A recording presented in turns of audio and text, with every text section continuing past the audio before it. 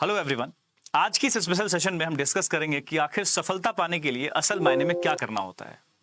देखो, इस बातें मैं यहां शुरू करने वाला हूं कि अगर हम अपने स्कूल टाइम से उठाकर देखें तो हर साल, हमारे टाइम में भी, आपके टाइम में भी, हर साल 10th में, 12th में, ग्रेजुएशन में, मास्टर्स में, कॉलेज टॉपर्स, स्कूल टॉपर, हर जगह या फिर बहुत अच्छे ऐसे संख्या होती है स्टूडेंट की जो बहुत अच्छा कर रहे होते हैं। लेकिन क्या वो पूरे लाइफ अच्छा कर पाते हैं या फिर जो उनका अल्टीमेट गोल है क्या वहां पे वो अच्छा कर पाते हैं? तो इसका जवाब है बिल्कुल नहीं। उसका रीजन क्या है? वहां पे सबसे बड़ा रीजन होता है कि वो कंसिस्टेंट नहीं रह पाते हैं।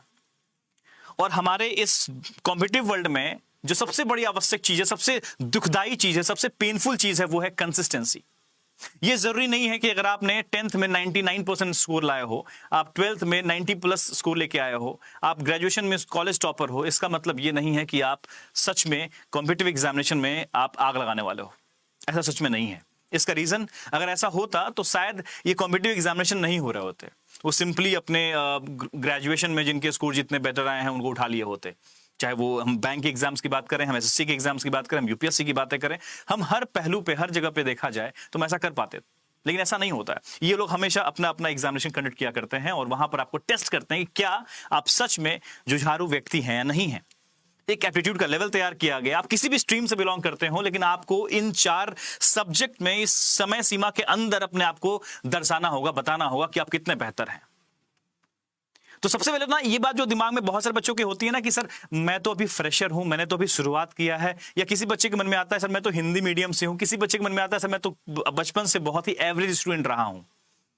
तो इन तमाम पहलू पे मैं चाहूंगा कि आप बिल्कुल विचार ना करें। आपको सिर्फ इस बात पे विचार करना चाहिए कि आपके सामने एक टारगेट है, आपके सामने एक सिलेबस है, उस सिलेबस को पूरा करना है और उस पूरे करने में सिर्फ एक ही कमी आती है, वो इनकंसिस्टेंसी है। जिस दिन आप कंसिस्टेंसी की ताकत को समझ गए ना, मुझे लगता है उस दिन आपके पास जो विकार है आपके मन में या फिर जो चल रहा होता है कि मुझे तो हर समय ये कहा जाता है कि तुम तो कभी अच्छा नहीं कर सकते, आपको ये एटीट्यूड लेके आना पड़ेगा कि I can and I will. Of course लेके आना पड़ेगा। इसलिए बहुत बेहतरीन विल पावर चाहिए। और विल पावर कहां से जनरेट होगा? आपके कंसिस्टेंट एफर्ट से जनरेट होगा। जब आप आउटपुट्स देख पा रहे होंगे ना, तब वो जनरेट होगा। कई बार बच्चे छोटे मोटे 2-4 नंबर के फेलियर से ये कंक्लूजन निकाल लेते हैं कि अब तो मेरे से नहीं हो पाएगा। आपको एग्जांपल देता हूं थॉमस एल्वा एडिसन की। आपने सुना होगा ना, उन्होंने 100 बार या 1000 बार फेल हो चुके थे। वो मतलब उन्होंने कहा है कि मैं अगर 1000 बार फेल हुआ हूं तो मैं 1000 बार फेल नहीं हुआ हूं। अगर वो 100th बार में जाके बल्ब का आविष्कार कर पाए या उसको परफेक्टली निभा पाए, तो उनका कहना था कि मैं 99 बार में फेल नहीं हुआ था, दुनिया के लिए मैं फेल हुआ था, लेकिन 99 बार में सीख रहा था। बस मैं चाहता हूं कि अपने कॉम्पिटिटिव वर्ल्ड में जब स्टूडेंट कोई तैयारी कर रहा होता है, चाहे वो बैंक की एग्जामिनेशन हो, एसएससी की एग्जामिनेशन हो, रेलवे की एग्जामिनेशन हो, वो यूपीएससी की एग्जामिनेशन हो, किसी भी एग्जाम की बात हो रही हो, आपके सामने सिर्फ इतना ध्यान रखना है आपको कि आपके सामने एक सिलेबस है, उस सिलेबस को लेकर दौड़ जाना है, बस और कुछ नहीं। उस सिलेबस को आपको टुकड़ों में डिवाइड करना है, बिकॉज सबसे इंपॉर्टेंट है आपका टाइम। अब इस वक्त अगर हम बात करें तो इस सितंबर का महीना समाप्ति की ओर है। आज 26 सितंबर है और आपके पास दिसंबर तक का वक्त है जहां पर अपने आप को संवार सकते हैं, अभी भी एक महीना बहुत बेहतर बिताकर। आवश्यकता है तो एक प्रबल प्रयास की, जो बस आप अपने डेली स्केड्यूल में शामिल करके कर सकते हैं। एक छोटा सा एग्जांपल देता हूं। जब हम नए लर्नर होते हैं ना, जब हम गाड़ी चलाना सीखते हैं, तो शुरुआती दौर में हम बहुत कॉन्शियसली ड्राइव कर रहे होते हैं। हर एक चीज पे ध्यान रहता है, हमारा गियर कौन सा लग रहा है, या फिर हम अभी कितना एक्सीलेटर दे रहे हैं, या फिर हम कितना, सब एक एक पॉइंट्स पे, हमारा एक एक कंपोनेंट पे ध्यान रहता है, कब हमने इंडिकेटर दिया, कब क्या किया। जब आप अभ्यस्त हो चुके होते हैं तो सब ऑटो मोड में चल रहा होता है। जैसे कि अगर आप काफी एक्सपीरियंस हो चुका है आपको ड्राइव करते हुए, तो आपका जब टर्न आएगा ना, तो ऑटोमेटिक हाथ इंडिकेटर दे देगा, आपको सोचना नहीं पड़ेगा, वो सबकॉन्शियस माइंड आपको अलाउ करेगा वो करने को। बस मेरा ये कहना है आप सभी से कि आप लोग ना आज से 3 महीने बाद क्या होगा इसके बारे में विचार करना बंद कर दो। आप ये सोचना शुरू कर दो कि आज इस वक्त में मैं कहां पर हूं और मुझे अगले 10 दिन बाद कहां होना है। सिर्फ 10 दिन का टारगेट सेट करो, लेकिन उस 10 दिन के टारगेट के लिए आपको उसको अचीव करना होगा। मतलब कि आपको 3 महीने बाद कोई एग्जामिनेशन देना है, तो उस 3 महीने को आप 6, 7, 8, 10 टुकड़ों में तोड़ दो। और 10 टुकड़ों में तोड़ने का मतलब है कि आप सिलेबस कब कंप्लीट करने वाले हो, उसके लिए आप मॉक कब से लगाने वाले हो, एकदम होता है बिंदु पे, मतलब आपका फोकस बिल्कुल एक क्लियर रहे कि मुझे एसबीआई पीओ का एग्जामिनेशन अगर देना है तो एसबीआई पीओ के एग्जामिनेशन के लिए क्या करना है, मुझे कब तक सिलेबस कंप्लीट करना है, कब मुझे मॉक लगाना है, मुझे अगर एसएससी सीजीएल का एग्जामिनेशन देना है तो मुझे सीजीएल का सिलेबस कब कंप्लीट करना है और मुझे मॉक कब से लगाना शुरू करना है, या फिर मुझे अगर एसबीआई क्लर्क का एग्जामिनेशन देना है तो मुझे एसबीआई क्लर्क का सिलेबस कब कंप्लीट करना है और कब मुझे उसका मॉक लगाना है। ये पूरा आपके प्लान चार्ट में शामिल होना चाहिए, बिकॉज दुनिया का सबसे महत्वपूर्ण चीज है जो कांस्टेंट है वो यही है कि समय चलता रहता है। हम लोग इस चीज से हमेशा बचते रहते हैं कि आज नहीं कल से ये काम कर लेंगे। प्लीज इस बात को भूल जाइए कि आप पहले क्या थे, आप दुनिया के लिए पहले कितने बड़े नकारा थे या नालायक थे, ये मैटर नहीं करता है। कुछ दिनों के लिए अपने आप को गायब कर दो बिल्कुल। अगर अपने जीवन में आप बदलाव चाहते हो तो अपने रणनीति में बदलाव करनी पड़ेगी, अपनी दिनचर्या में बदलाव करनी पड़ेगी, तभी जाके ये संभव है। अदरवाइज कोई मतलब नहीं बनता। आप हर बार सिलेबस उठाओगे, हर बार उसे अधूरा पूरा करके आप एग्जामिनेशन में चले जाओगे। आप पूरा तो करते हो लेकिन अधूरा पूरा होता है वो। बस मेरा ये कहना है, प्लीज जागो, सोचो, काम करना शुरू करो और प्लान बहुत लंबा नहीं बनाना है। अगर 3 महीने का प्लान है उसको 10 दिन में डिवाइड करो, 10-10 दिन के अंतराल में डिवाइड कर लो। आप एक हफ्ते में डिवाइड कर लो, बांटो काम को और हर मान लो 1 हफ्ते का जो टारगेट है उसे फिर एक दिन में टारगेट मतलब डिवाइड करो और फिर उस एक दिन के टारगेट को अचीव करो। वो अचीवमेंट जो है ना वही आपको पुश करेगा नेक्स्ट डे काम करने के लिए। और सिर्फ इतना दिमाग को समझाओ कि भाई मुझे जो आज मैंने टारगेट सेट किया था कि मुझे आज ये पूरा करना है, अगर वो पूरा होगा तो मैं अपने आप मंजिल तक पहुंच जाऊंगा। ये बात समझाओ और उन लोगों से बिल्कुल बचो जो कि आपको नेगेटिव आपके दिमाग में बातें डाल रहे होते हैं कि मैं तो 5 साल से तैयारी कर रहा हूं, मेरा नहीं हो रहा, तुम 2 महीने में क्या कर लोगे। एग्जामिनेशन के लिए आप और वो 5 साल का एक्सपीरियंस रखने वाला बच्चा सेम है, हमेशा ध्यान रखिएगा, बिल्कुल सेम है। आपके लिए यह बात ध्यान रखना चाहिए कि आप और वो सेम नहीं है।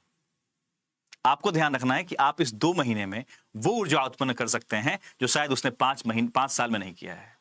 एक स्ट्रेटेजिक रास्ता निकालिए और उस रास्ते को हमने हजारों बार बता रखा है। किसी भी एग्जाम की तैयारी कर रहे हैं तो देयर इज नो शॉर्टकट। आपको सिर्फ इतना करना है, एक बार सिलेबस को उठा के उसे तोड़ तोड़ के पढ़ाई करना शुरू कर देना है। सिलेबस को टुकड़ों में तोड़िए, ऑफ कोर्स उस तरीके से पढ़ाई करनी ही चाहिए। देयर इज नो शॉर्टकट कि आपने डायरेक्टली मॉक लगा लिया हो गया काम, बिल्कुल नहीं। आपको हर एक चैप्टर को ध्यान से समझना होगा, पढ़ना होगा।